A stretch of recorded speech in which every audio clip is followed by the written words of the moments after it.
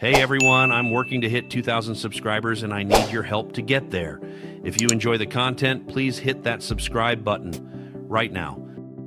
Something genuinely interesting is happening inside the 49ers building right now, and it isn't the kind of thing that explodes across social media.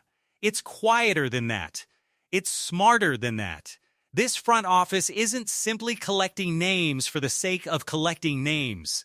They're solving problems before those problems ever have the chance to actually show up. A young cornerback has landed in about as ideal a developmental situation as a rookie could ask for.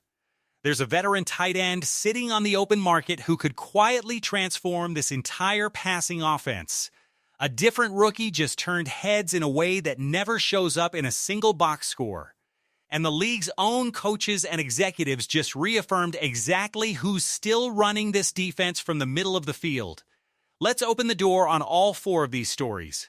The cornerback room built for patience, not pressure. Let's start with the way San Francisco constructed its cornerback room this offseason, because the more you actually look at it, the smarter the whole thing becomes. Rookie Ek Price arrived as a mid-round pick, but critically, he did not arrive into the kind of situation that tends to swallow young cornerbacks whole. He doesn't have to single-handedly save this unit. He doesn't have to justify a draft slot some analysts questioned. He doesn't have to win some impossible pressure cooker competition on day one just to see the field. For a 6'3", 196-pound corner with genuinely intriguing physical tools and real room to keep developing, that kind of environment is genuinely invaluable.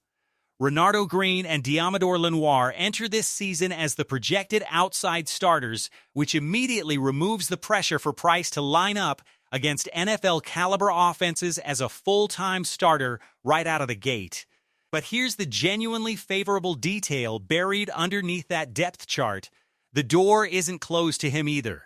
Jack Jones and Nate Hobbs were both added this offseason, but notably, both are on one-year contracts.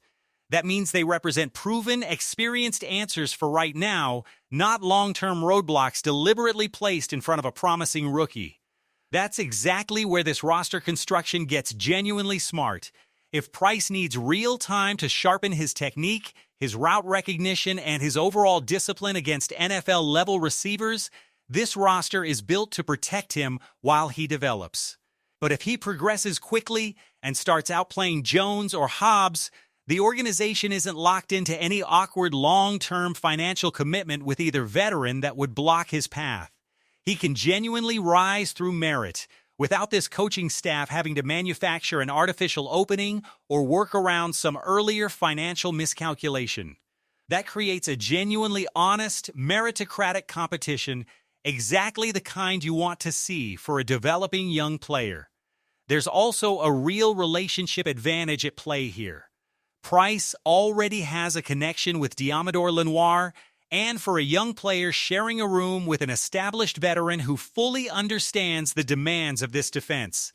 That relationship can shorten a lot of learning curves, clean up small technical habits early, and help translate the finer details that don't always show up clearly in a playbook. That doesn't mean Price gets any kind of special treatment. It simply means he has a trusted, built-in reference point while he learns exactly what this coaching staff truly expects in every single situation. And to be clear, the absence of artificial, manufactured pressure shouldn't be mistaken for a lack of genuine ambition here. If Price responds well throughout camp and takes real advantage of whatever opportunities come his way during the season, there's a real path for him to earn more snaps and potentially even push Renardo Green for time in the second half of this season. The key distinction is that San Francisco doesn't have to force that leap in September. They've built him a genuine developmental runway, with protection behind him, real competition beside him, and open space ahead of him.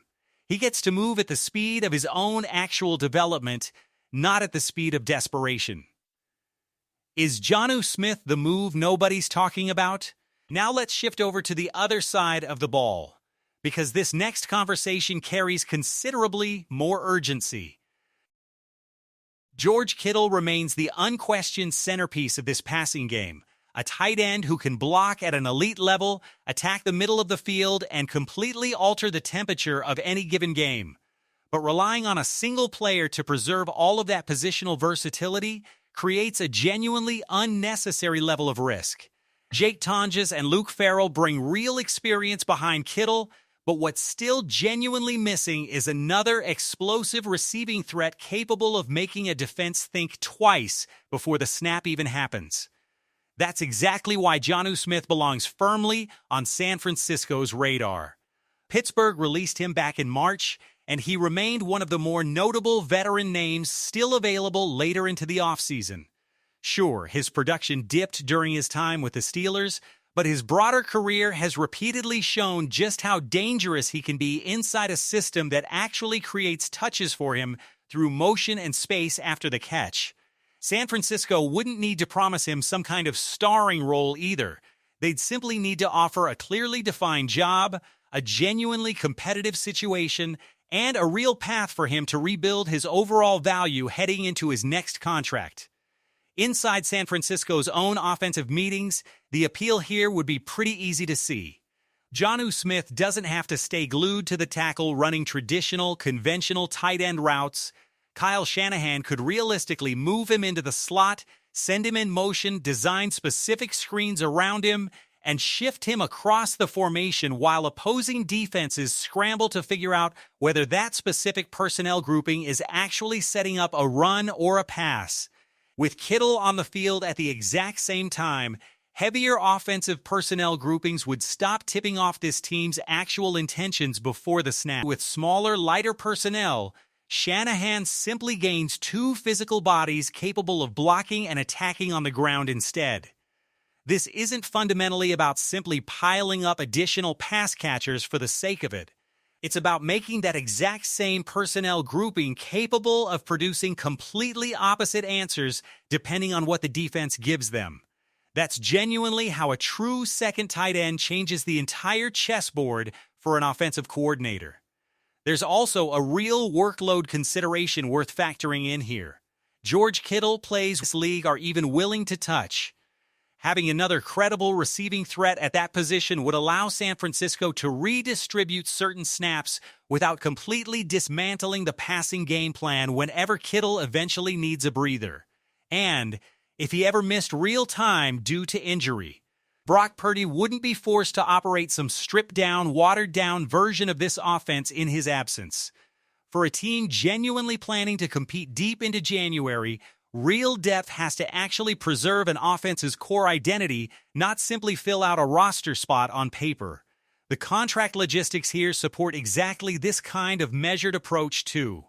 Jonnu Smith remains available on the open market, meaning no draft capital would be involved, and there's no other competing front office that needs convincing. A short-term, incentive-heavy contract could realistically create legitimate internal competition while keeping the overall financial risk genuinely contained. Whether the fit and his own willingness to embrace that specific role would ultimately determine how far this conversation actually goes, but the broader market clock never waits forever. Once training camp rolls along and injuries inevitably start reshaping needs across the rest of the league, useful, available veterans tend to find new homes quickly. San Francisco doesn't need to act here out of panic. They simply need to find out, while they still fully control the timing, whether there's a genuine match worth pursuing. One simple phone call could reveal whether this specific fit actually works within the budget and the broader plan. Ignoring that potential fit entirely without even exploring it would leave a real tactical advantage sitting right outside the building. The Oda rep that nobody saw coming, but everybody noticed now. Here's a genuinely great story, and it didn't come from a highlight reel catch or a viral clip. It came from exactly the kind of quiet, unglamorous effort that almost never shows up in a box score. During the team's second OTA practice, rookie receiver Jawan Deebo Samuel was asked to cut off a defensive end on the backside of a run play. And without any hesitation whatsoever, he attacked that contact head-on, threw his entire body into the block, and genuinely impressed veteran fullback Kyle Juszczyk in the process. When a respected all-pro caliber blocker like Juszczyk personally calls out a specific rep like that, this coaching staff pays very close attention. Because playing wide receiver in Kyle Shanahan's offense demands considerably more than simply separating from a cornerback and catching a football. This outside zone running system fundamentally depends on receivers who are genuinely willing to seal the edge, cut off pursuing linebackers, and sustain blocks well away from the actual point of attack. That kind of effort can keep a defender from blowing up a play before it even develops.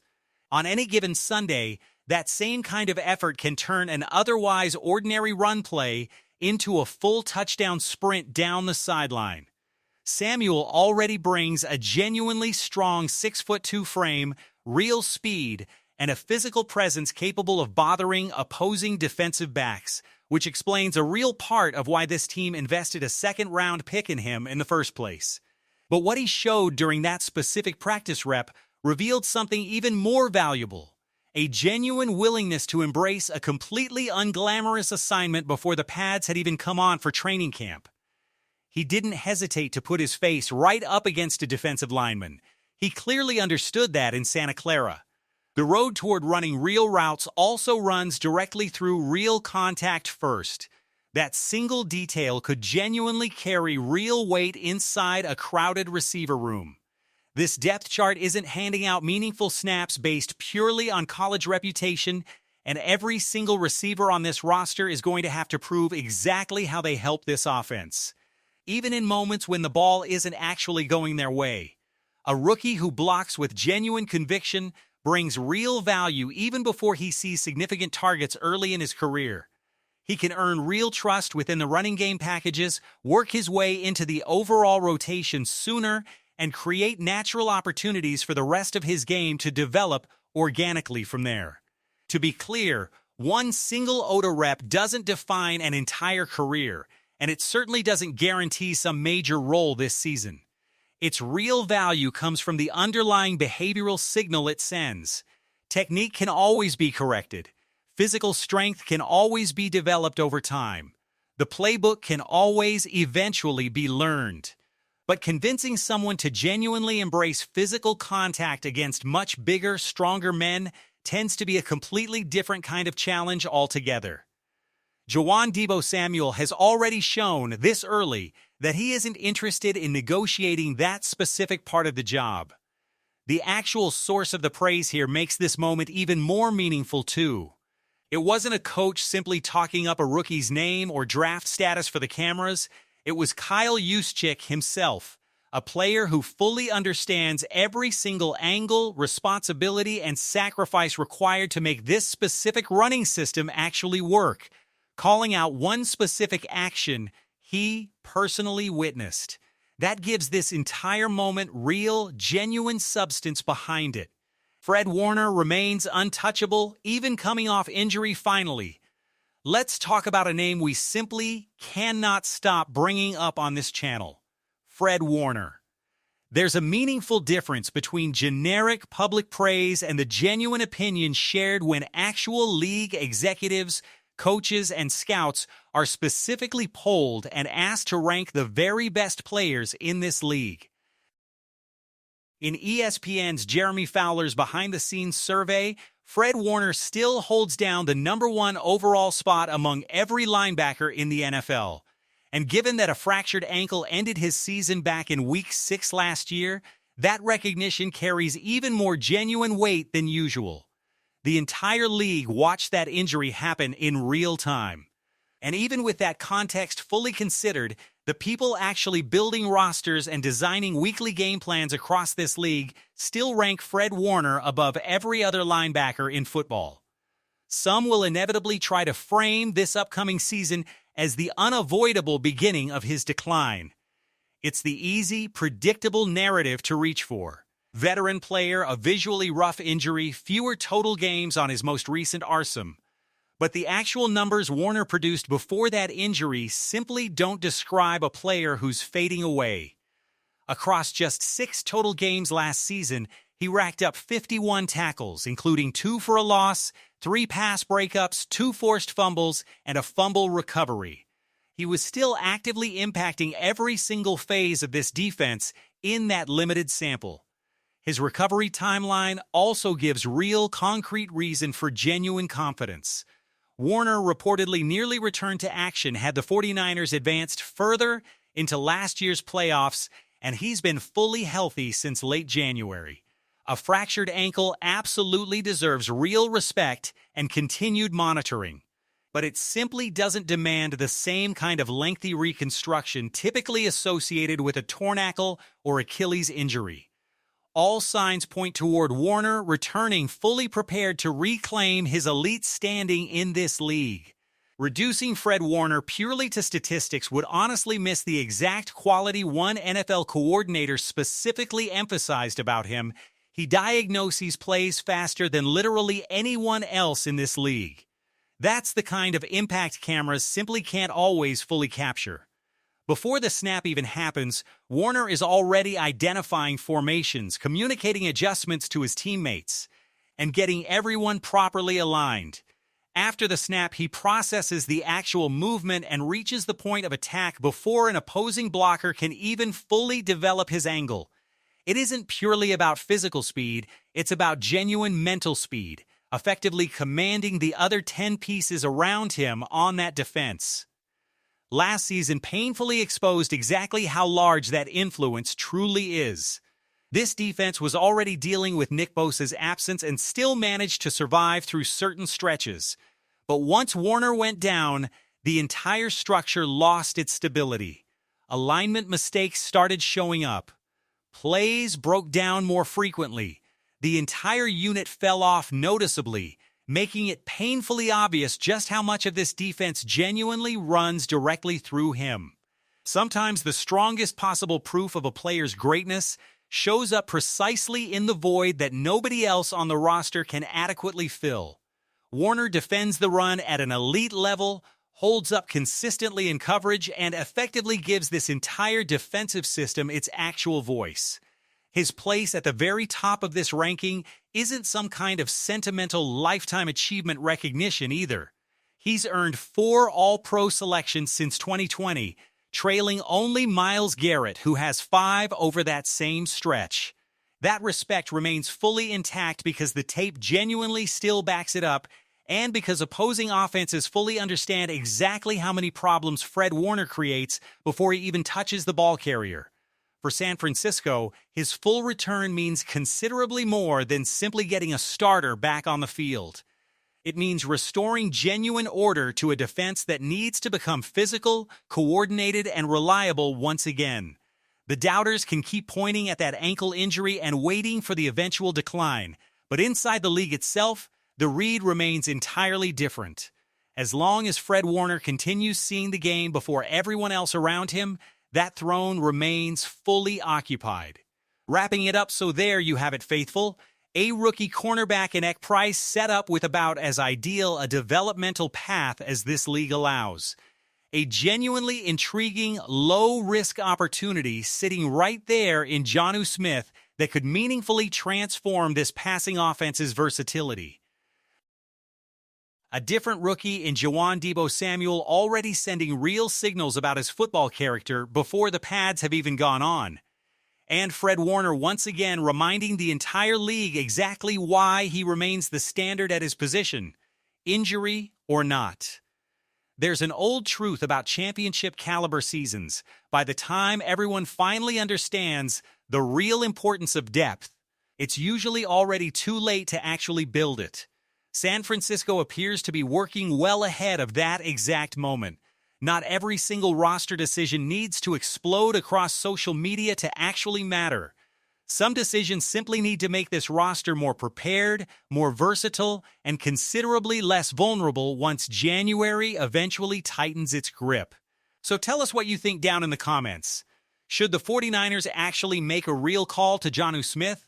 Does Ek Price's development path set him up to eventually push for real playing time later this season? And what should matter more for a young receiver fighting for snaps in this offense, pure explosiveness with the ball in his hands, or genuine commitment without it? Drop your thoughts down below. We want to hear every single one of them. Niner Faithful, thank you so much for reading the signals with us today. We'll be listening for the next one.